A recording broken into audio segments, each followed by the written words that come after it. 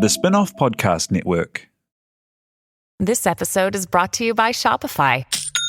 Forget the frustration of picking commerce platforms when you switch your business to Shopify, the global commerce platform that supercharges your selling wherever you sell. With Shopify, you'll harness the same intuitive features, trusted apps, and powerful analytics used by the world's leading brands. Sign up today for your $1 per month trial period at shopify.com/tech, all lowercase. That's shopify.com/tech.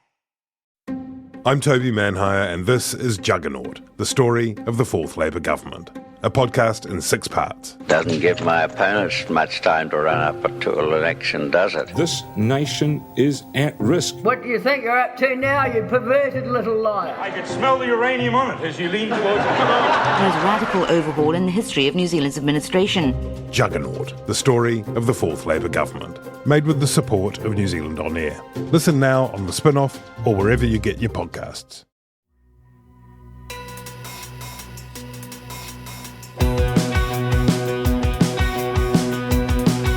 Nau mai, hoki mai, kia ata whaud, e mihi nei, ko Duncan Greive tōku ingoa. My guest today is Hal Crawford, back for a third time. Hal is the former boss of Newshub, and before that had a long career in news, and particularly digital news. That's what he knows. And so this is really a podcast of 2 parts, because I thought it was a good time to get him on. You know, as you're listening to this, it's the final week of Newshub. One of the most important journalistic institutions in New Zealand, and it is in its final days. And I kind of wanted to crack what it had been and what we're losing essentially with someone who got to, as an outsider, come in and participate in it, but particularly to watch it and kind of, you know, come on here and tease out the essential qualities that made it so successful and so beloved for so long. So the top half of the podcast is about that institution, what made it, and what we're losing really. And you know, he says some beautiful words towards the end of the section about that group. And then the other thing that prompted me to get Hal on was, I've sort of been aware. Like he and I are friends, and I keep up with him, and I knew that he's gone on an adventure into crypto gaming, which there was a huge surge of investment into this area at the time of the kind of toppy NFT kind of crypto era a few years ago, and it meant that there were some very well capitalized companies working to build out products in this area. And you know, one of the people working at them was a former colleague of Hal's, and because Hal is, you know, and anyone who's listened to his podcasts or his episodes of The Fold will know, he's just a very open, very curious person. He doesn't have a sort of an instinctive ideological or a response that would you know, he's always going to ask why, or more to the point, why not? And so he took up the challenge and spent 18 months, which would honestly probably make a good book, trying to figure out how to make these two communities meet, because, and as he says, the crypto world and the gaming world, while superficially alike, are almost completely at odds in some quite profound ways. And so he was building something and trying to build an audience for something that, you know, he ultimately found you could get a lot of people to be aware of, but you just couldn't get them to come and do it.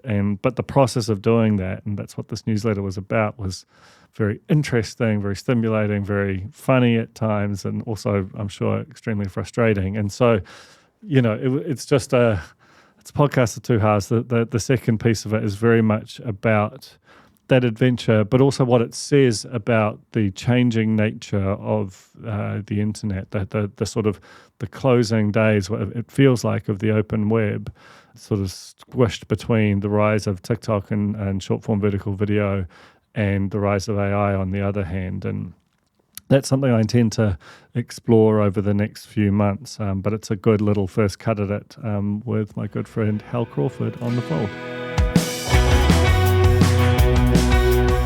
Morena, Hal Crawford, welcome back to the fold. Thanks, Duncan. It's great to be here. I want to sort of break this into two parts, and we'll get to your wild adventures in crypto out the back. But to start with, I want to call on something that is extremely present in the minds of everyone in the news media or the media more broadly in New Zealand right now, which is the fact that we are, as this is released, counting down the last 5 days of Newshub, which is still a wild thing to imagine.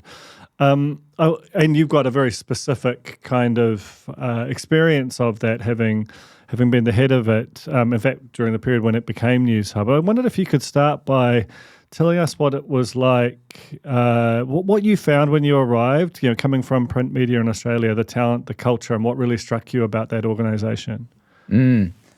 Well, that story, it's kind of etched in my mind because I started in very strange circumstances. So Mark Weldon had been, he was the CEO of MediaWorks, and he employed me. But before I got to New Zealand, he quit under great pressure. And so I walked into a newsroom that morning that I walked in. It was around this time of year. So Auckland was overcast and kind of apocalyptic. That was my feeling. And I was nervous as hell. And I walked into that newsroom and, as far as everyone there was concerned, I was an emissary of this guy that they really disliked, Mark Weldon. And there'd been a huge amount of tension there. I was employed by him. I'd been employed because I was a digital guy, and they knew what they needed was digital prowess to get them heading in the right direction. But by rights, there could have been a lot of hostility there towards me, but I didn't feel that. And what I found was a bunch of really fair-minded people who were dedicated to the job of telling the news, uncovering stories in a really earnest and, understated way. I found it really, it was inspirational is overused, but to me it was inspiring because on a personal level and also a professional level. So what I found was an open, welcoming, fair and vibrant newsroom. It's interesting, right? Because that period of Mark Weldon's reign, it felt like news was, he was wanting to sort of shrink it, not necessarily to kill it, but certainly to kind of depower it and deprioritize it in terms of the organisation. And this was, MediaWorks had always been the underdog, and news was almost becoming the underdog within the organisation. What kind of, versus like TVNZ, the crosstown rivals, which had so many advantages. What kind of mentality did that breed amongst the people that you came to know, who made the 6 p.m. product, but also went through the process of creating Newshub, this quite vital new brand? Yeah, so Newshub was the continuation or the metamorphosis of 3 News. And that was an important part of the plan that Mark Weldon had actually implemented. So not everything that Mark had done was bad by any means. And I think he saw the necessity. But what I realised as I worked there that I didn't understand when I was interviewing for the job was that Mark fundamentally didn't get what he would call content. He didn't understand how it worked. And in the end, I don't think he had a great deal of respect for content. I might have been wrong about that. And I'm pretty much the opposite. And I think that's what people in the team came to realise after I'd been working there for a while. It's interesting that you mentioned there, Duncan, the sort of the relationship with TVNZ and One News. I've been thinking about that this week as we approach the closure of Newshub, and the Newshub culture and the 3 News culture, I think, is basically defined in relationship to One News. in relationship to TVNZ. So where, 3 News began in 1989, there was only one show in town at that point. So that sort of sibling rivalry and a younger sibling rivalry has always been there. And that definition of 3 News as the underdog, the under-resourced, the cheeky, is always in relationship to TVNZ and One News.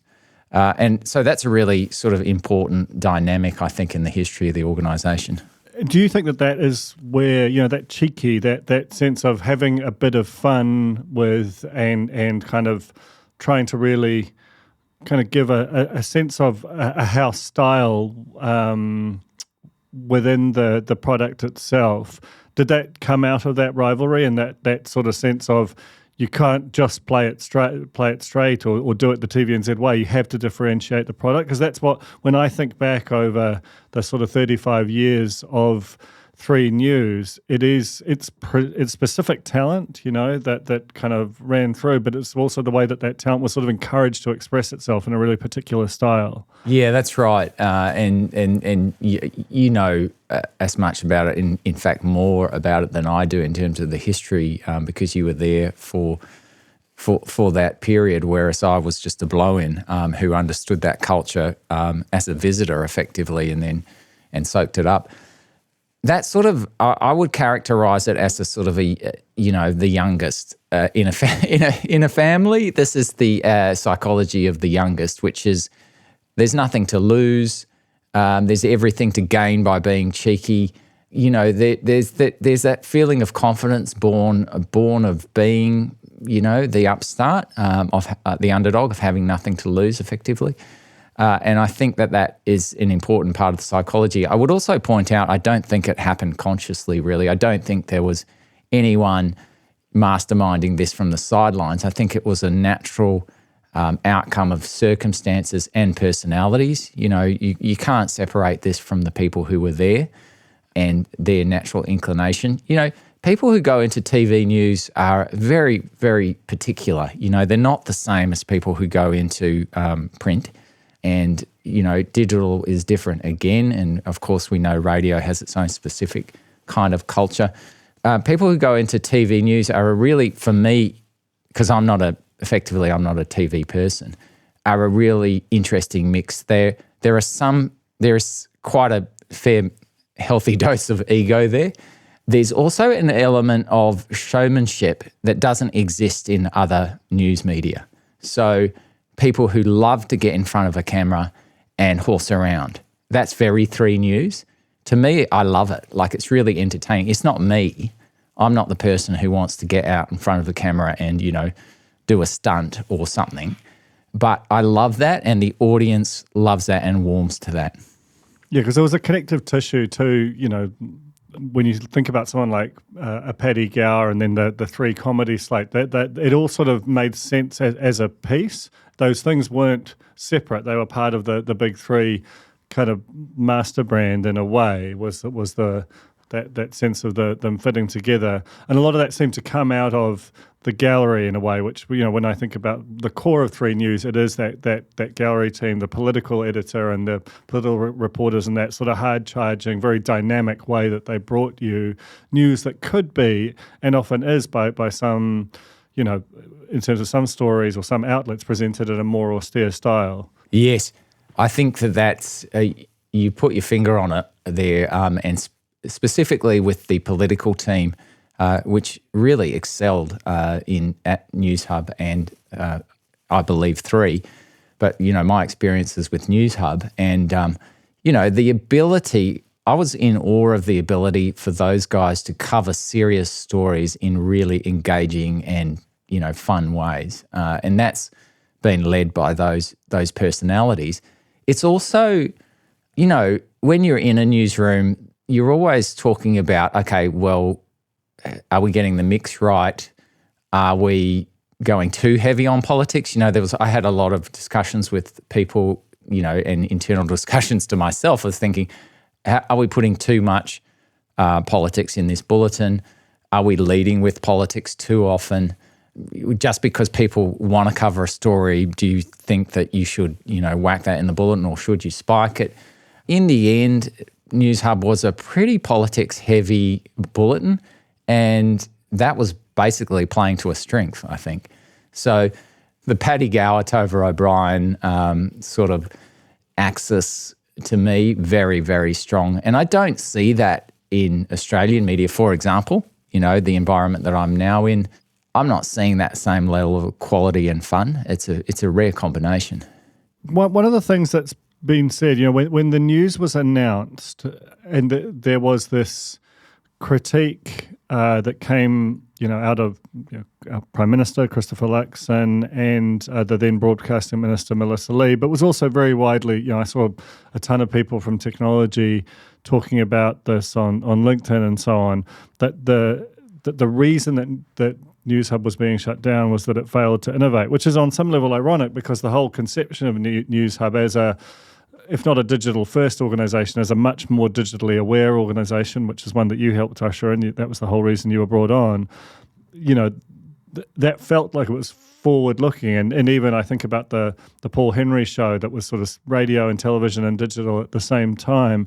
Do you think that is a fair comment? I know I'm leading the witness here, but it strikes me that Newshub, in some ways, of all the newsrooms, really tried to push from at least a product perspective into being sort of form agnostic in a way.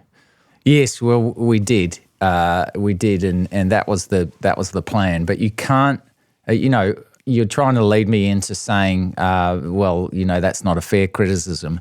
But I would say it is a fair criticism at the level that it should be taken, which is in terms of business models. Did we know that the crunch was coming? Yes, we did know, and we knew for decades. So that it's easy to know something. It's really hard to do something about it. The easiest way to do something about it is to look at the product and say, okay, well, we need to have a digital-first product. Let's rearrange it so it's all like this. But that doesn't stand on its own. If you don't have the business model, the commercialization to back that up, it won't work. So what I mean by that is you need to back up the digital-first product with a revenue stream that is maybe small but growing, heading in the right direction, and then your company has a reason to support that through thick and thin.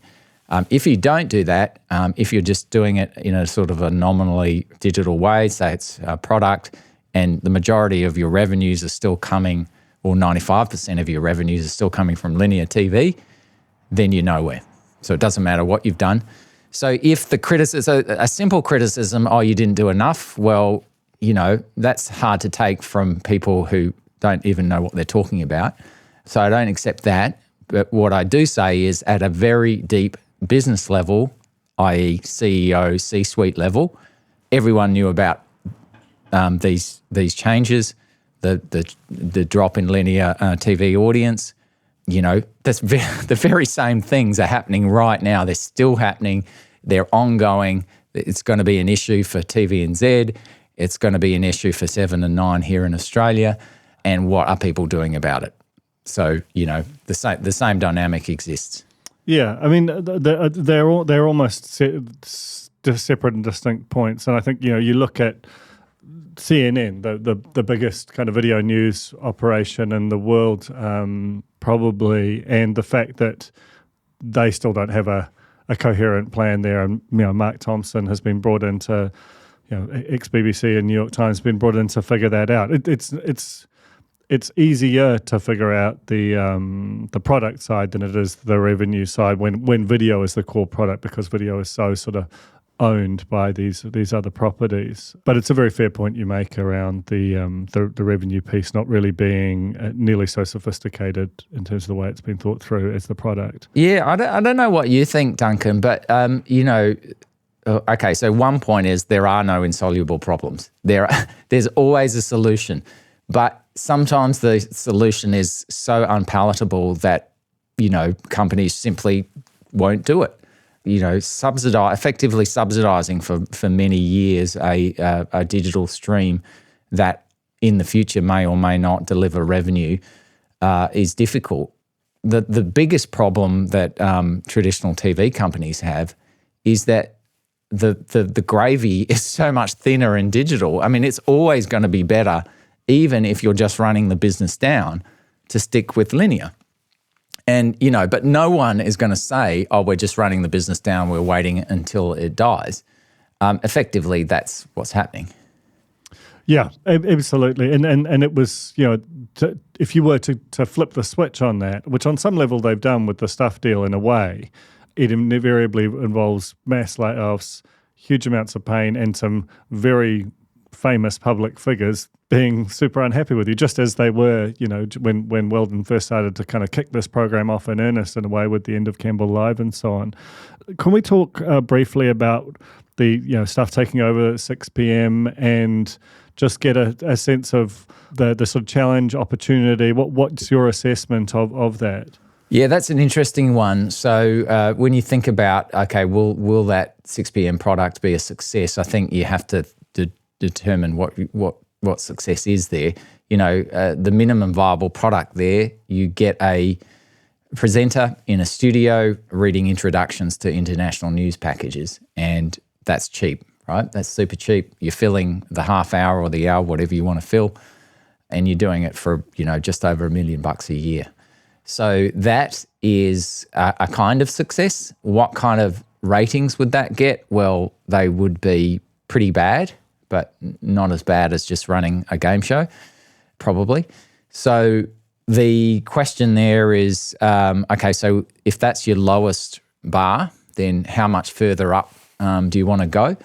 And costs kind of scale exponentially. I think the answer that Stuff and Warner Brothers will have come to on this one is something that's a bit better than that, but not hugely much better. I think one of the big questions that I have around this is what the team making that product, where they will sit culturally in the Stuff universe. And if they're just a little backwater, then I think the product will wither on the vine. It's also a client, it's a client relationship. You've got Warner Brothers Discovery there, they're paying for a product and Stuff is supplying it. That is kind of a different business model than Stuff is probably used to. And that's a different skill in itself.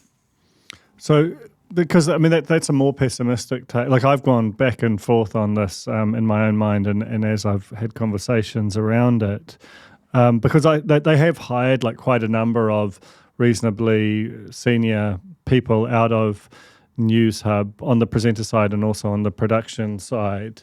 Because there's the world where I get to is if this is kind of the core of Stuff, and Stuff is actually, because it's got more journalists than anyone else, is giving them more potential stories for 6 p.m. than anyone's had before.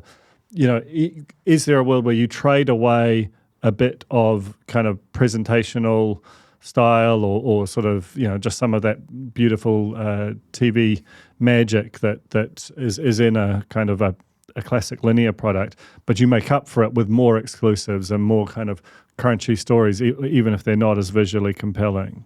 Yeah, I think I've like you, I've seesawed between being optimistic about what this product could be and what it could mean, both for Stuff and, having a big outlet with a big audience at that time.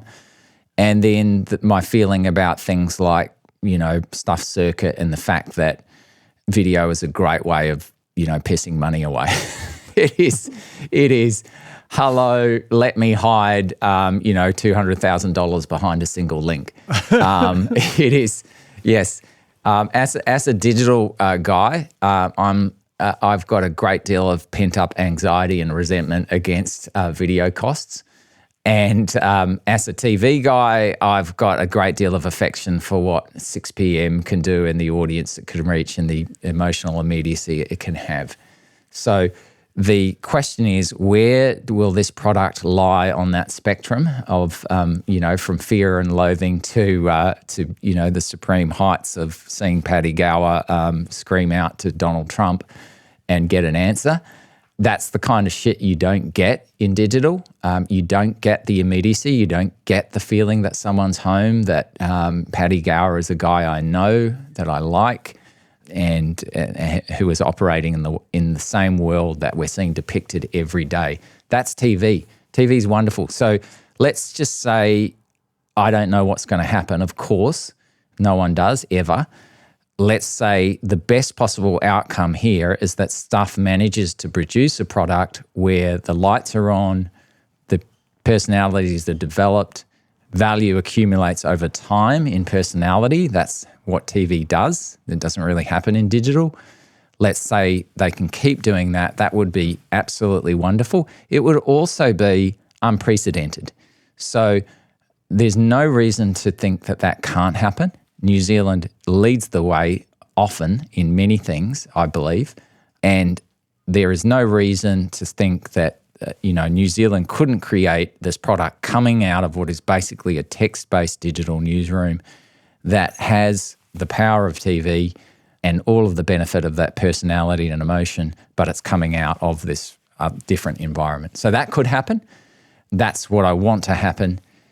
What the other bad thing that could happen is that it could just be a big way of wasting money that will eventually be wound down when Warner Brothers Discovery doesn't want to pay the bill anymore. Yeah, it does feel like, as I've said on this podcast, very high ceiling, very low basement, this thing. I just do want to say one more time how much I appreciate those people at Newshub. It isn't just the people that you see on camera, the Mikes and the Sams and the Paddies. It's the people like the chief of staff, the head of news gathering, the producers. I would like to mention them by name, but I'm not going to because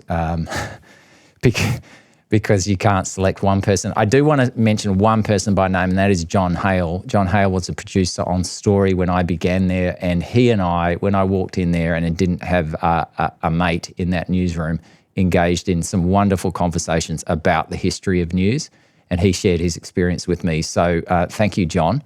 And, I want to say good luck to everyone who's leaving Newshub.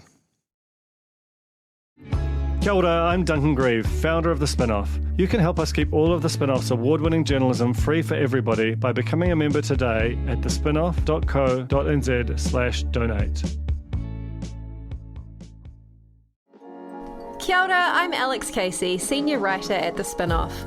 We wouldn't exist without the ongoing support of our generous members. If you're able to, you can make a donation at thespinoff.co.nz/donate. Before we get into your adventures in crypto, I just wondered if you could give me a brief sense of what things are like, in Australian media right now, because as we've just been discussing, it's not great over here. Is that New Zealand specific, or what's the vibe over there?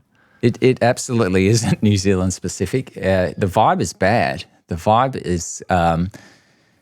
is we're catching up to New Zealand. Not in a good way? Yeah, not in a good way. No, where you guys have started slipping down the hole and we're coming after you. So what is happening is that the big TV stations here have been so big that they have been more insulated against the forces that we're talking about here than, for example, a Newshub, a MediaWorks or a Warner Brothers Discovery. Just because the bottom lines are bigger, the budgets are bigger, it takes longer to turn the supertanker around. It's just this critical mass stuff.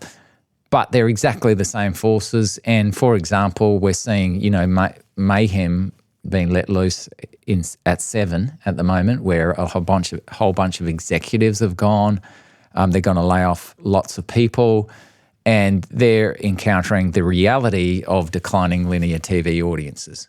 Now, it's just so simple. You cannot maintain your advertising revenue if your audiences are declining every year, because eventually your advertisers are going to wake up. And that's what's happening here. So the vibe is kind of like, it's like the dino is waking up, the little creatures have been taking bites out of the dino for some time, and now it's just waking up to its pain.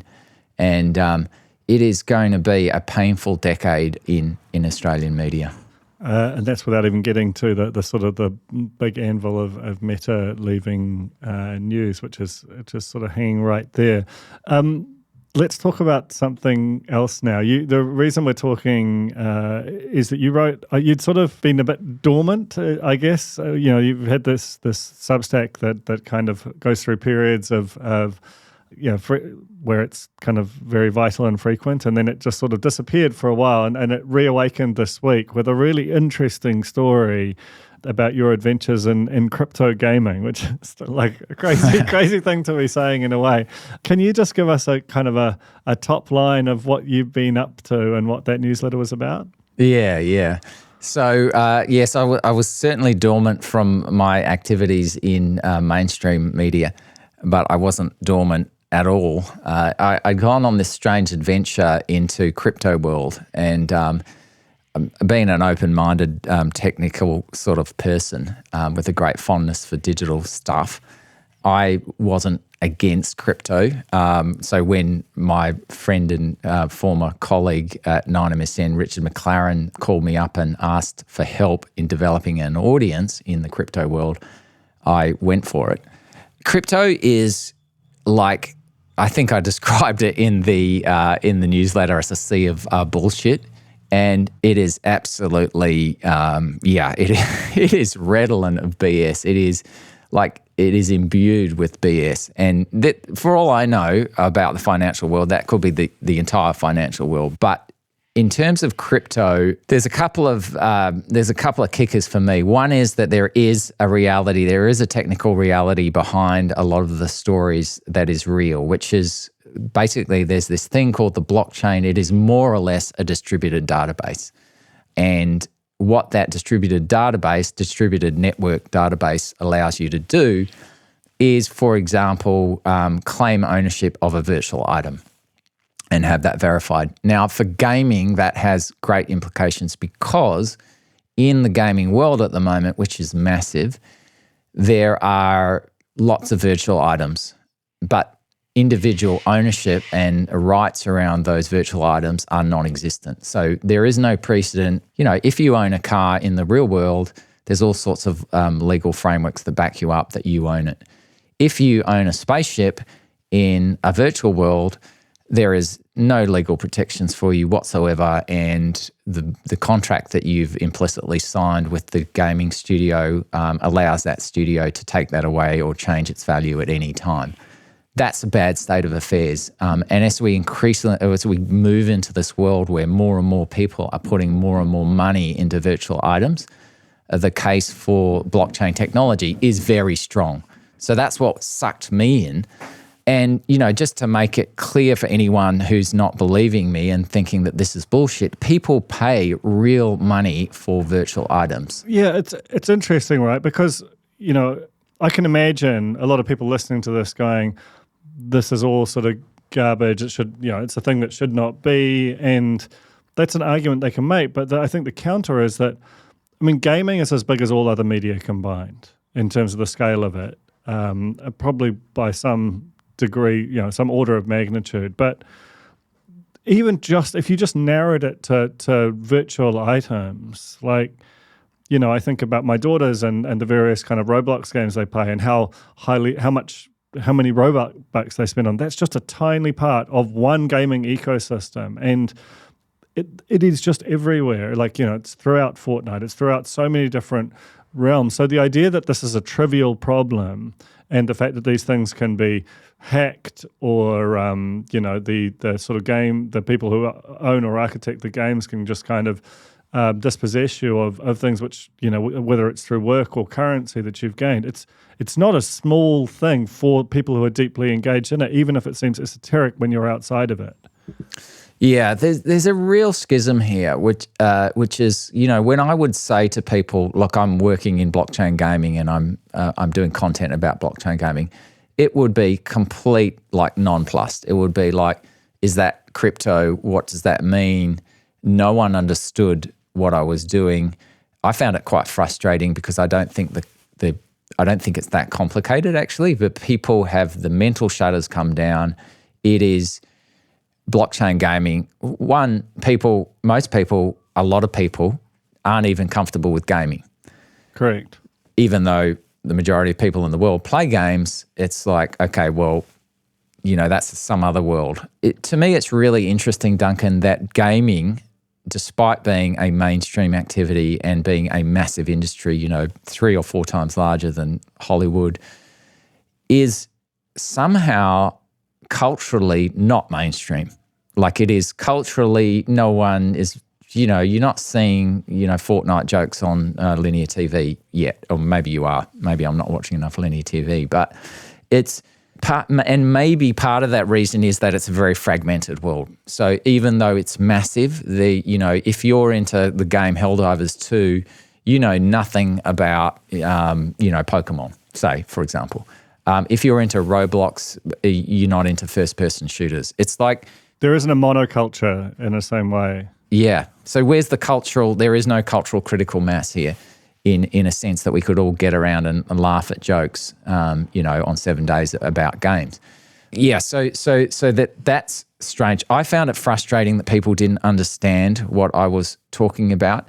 The world itself is flush with money, or has been flush with money. In 2021, 22, there was this massive movement of money into blockchain gaming because all of the venture funds and people with money, the money guys, thought it was going to be the next Bitcoin.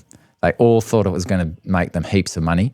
So they're all used to taking big bets, and they put the big bets on the table. So that meant there was a lot of money for game developers to start developing blockchain games. There was a mismatch though, because gamers hate crypto. This is the crazy thing, right? Yeah. Like that the gaming community has got a huge hostility to crypto and to NFTs particularly. Yep. So you had this huge bag of money on one side, and it was trying to reach a community that basically hated the concept of it. And you were sat in the middle of the two, trying to get them to meet and dance. That's exactly where I was. So I had a choice. I could stay with the money guys, or I could go to the gamers. And of course I went to the gamers because that's where the audience was, and that's where my sympathies lie. I like the people who want to have fun. I like the people who are not greedy, who just would, they were actually diametrically opposed. On one hand, there was a value proposition coming from the blockchain gaming industry that said, you can play our games and make money. On the other hand, there were gamers who said, I want to pay money to have fun, and I just loathe your bullshit. So I went with the gamers because that's where the audience was. I'd been charged to get an audience. I got an audience on YouTube in gamers, and then the challenge was to try and convert those people into considering blockchain games, and that's where I failed. So that was the whole of the job. And what was were you confident going in? Because you basically found that YouTube was the place to do it. That is where a lot of the kind of gaming culture happens now. Were you confident going in that you could get people to go from building an audience into that kind of consideration set, or was it always like, I can build it, but whether they come is a secondary question? It was always the latter. Everything we did was an experiment. So I faced this very daunting prospect of having no audience to begin with, like zero, and I'd never been in that. I thought I had, but I realized I hadn't been professionally in that situation before. And starting a content business from zero in 2023 is nightmarish. Was nightmarish, will be nightmarish. It is just really difficult to get the seed audience to then start doing your experiments.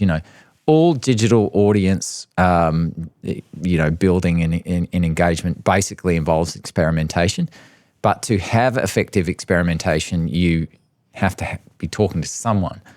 And so it's just really difficult to start from nowhere at the moment because, websites don't work anymore. Just forget it. Facebook doesn't work anymore. Twitter never worked, and X works even less. And Google search is becoming problematic as well, flooded with stuff and very difficult to get a signal through there. So where can you actually start a business where, you're going to be recognised and your content's going to be found and you can build and build? For me, the answer, particularly in gaming, was YouTube. It's a very difficult environment, very competitive, but, there eventually your signal will get picked up and then you can start building from there. Tell me about that process, because what you're describing is a new internet that I think a lot of people haven't necessarily clocked that it's happened, because it's happened very quickly, kind of essentially post TikTok, really. This idea that between the squeeze between TikTok, walled garden, ultra short form content, and generative AI pushing Google to change its product more and more, has meant that the old open web of moving from platform to platform, site to site fairly fluidly as a natural behavior has kind of vanished. So, and that's got really profound consequences. So tell me how you sort of came to that conclusion and what you were able to do within those constraints, because that's the whole time you were building, was this is the new operating environment. I think so if you take my situation, it was complicated by a factor, which was that there is no blockchain gaming audience. So for a while I was chasing it's quite a big complicating factor. Small problem. So I was, running around a dark forest, running into trees and I couldn't catch sight of my quarry because it didn't exist. So the big realization for me, and what I sold that company on, and was the idea that we could get an audience, and then whether or not they will like blockchain gaming depends on the value proposition for them of that product, but I can get you an audience, but I have to go over here and get this mainstream audience. So you said before, Duncan, that the web has changed. And as you said, people don't get that. So it has. I've said things like, don't bother starting a website. In fact, you were the first person to tell me that a couple of years ago. And you said, do a newsletter instead. Now, that's right, because there is a way for your newsletter to reach people. It's not going to be easy. It's going to be difficult to build it up. But the means that you have at your disposal, you can actually build bit by bit by bit with a newsletter. How are you going to do that at the moment with a website? It is not only how are you going to do that, so you've got two problems. One is you can't get the audience, and the other is when you've got them, you can't monetize them. So that rules out the web for me. There are various other avenues open to you. The only algorithmic one that I know at the moment is YouTube.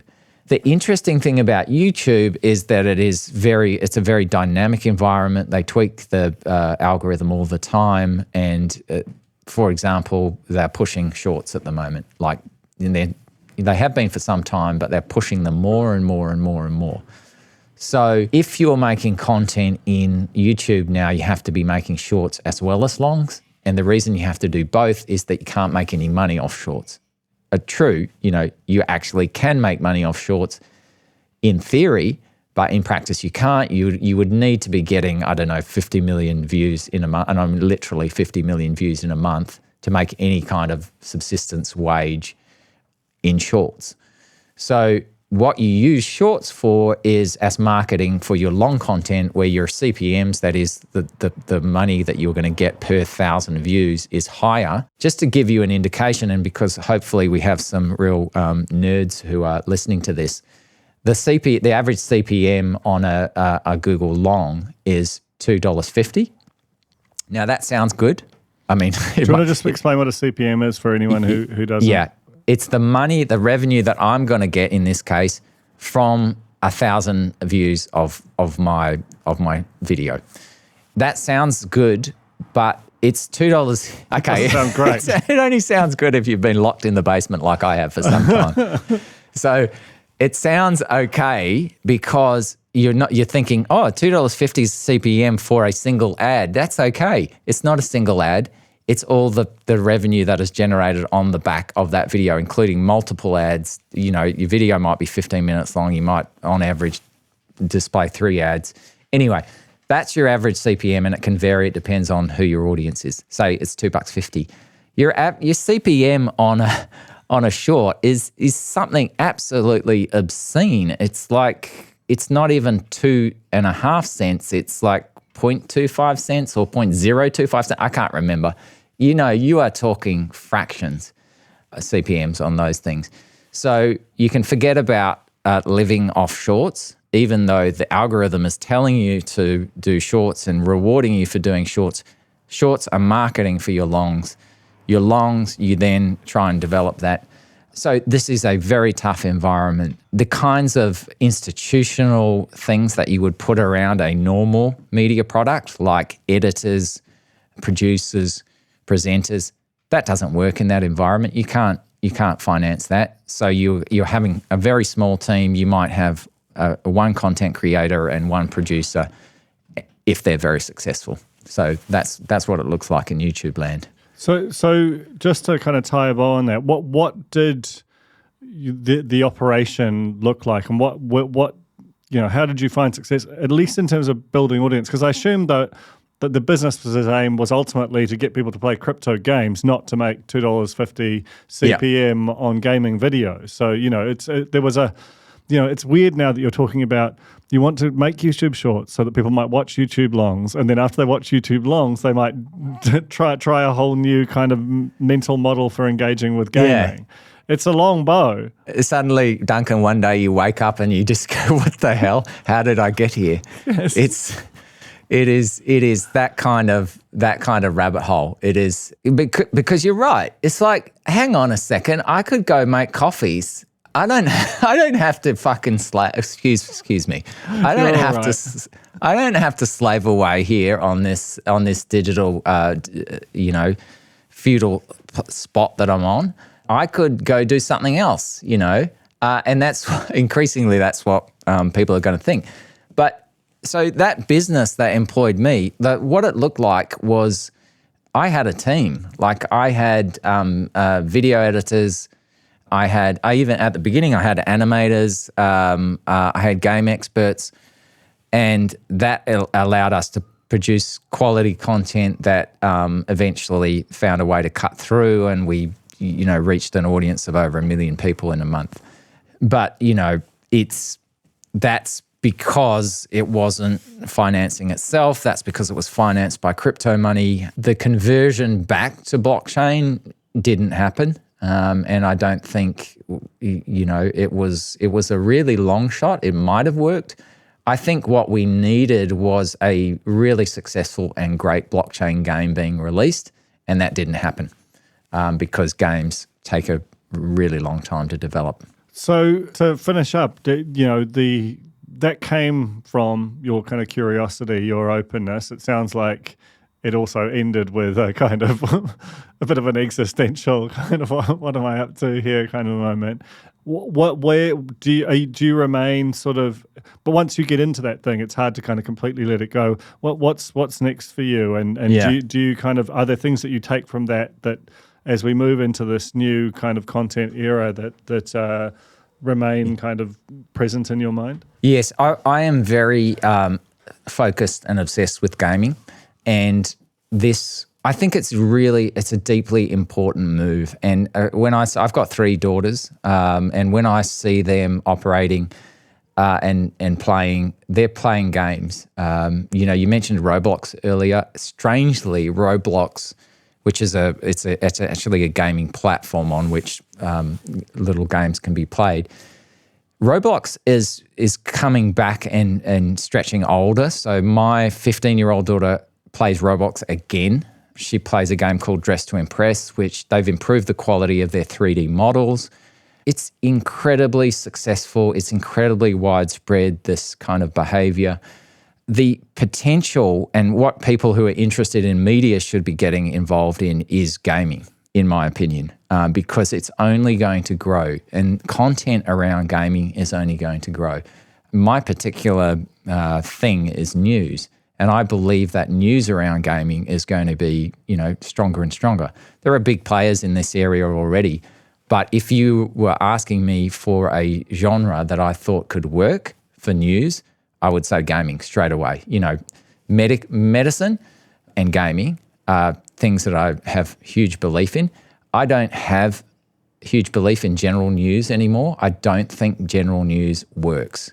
I know it doesn't work financially, and I'm starting to wonder whether it works for the audience as well. So I think that's a really big shift in our society. I mean, it's a big topic. I'd love to pick the scab up, but I reckon we're out of time. Maybe we'll get you back for a fourth podcast. We'll get really weird and existential on it in a few months' time. But thank you so much for coming on to talk about the end of Newshub and your adventures in crypto gaming, Hal. I really appreciate it. Thanks, mate.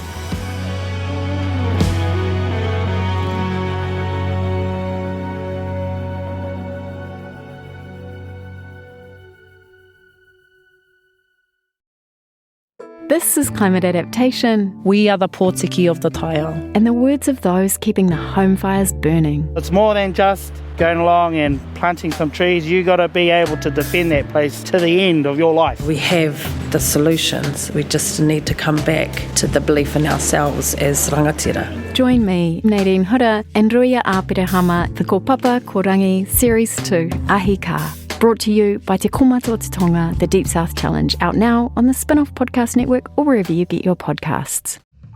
Kia ora, this is Toby Manhire, here to urge you to tune in to Gone by Lunchtime, a podcast with me, Annabelle Lee Mather and Ben Thomas, tackling the world of New Zealand politics, from policy to polling, from scandal to psychodrama. Listen to Gone by Lunchtime, brought to you by the Spin-Off Podcast Network, wherever good pods are sold. The Spin-Off Podcast Network.